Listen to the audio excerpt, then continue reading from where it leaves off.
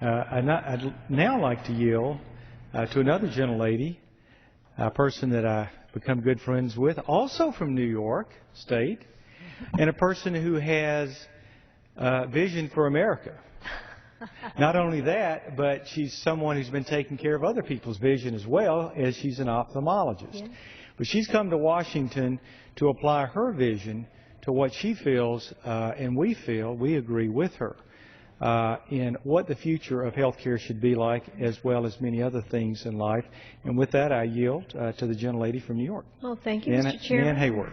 Thank you so much, and thank you for holding this special orders session, which is so important. And one thing, the comments by distinguished colleagues have been perceptive and enlightening and moving.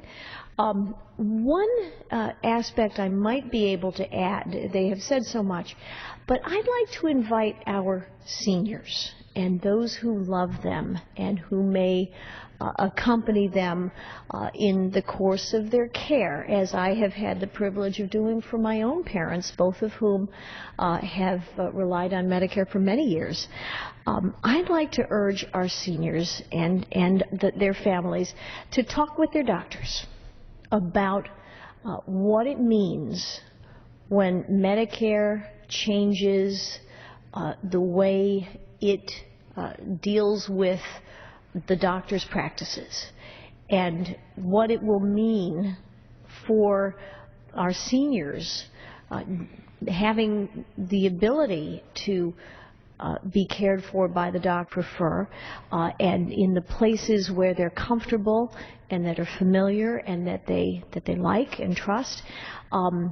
What may happen if Medicare loses the funds that now exist in the trust fund and that are running out very, very rapidly.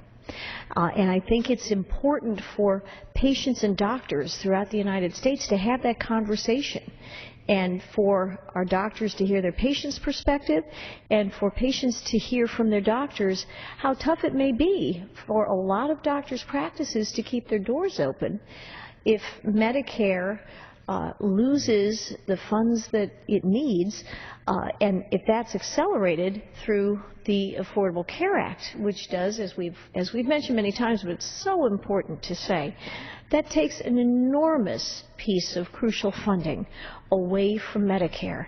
We can't afford that. $500 billion is an enormous amount of money. So there are lots of threats looming on the horizon for our doctors' practices. I had the privilege of practicing ophthalmology in Mount Kisco, New York for 16 years, and I took care of Medicare patients, and I cherished them. And it was a privilege, as you've mentioned, Dr. Fleming, to care for those patients, so many of whom have done so much for our country and for our communities.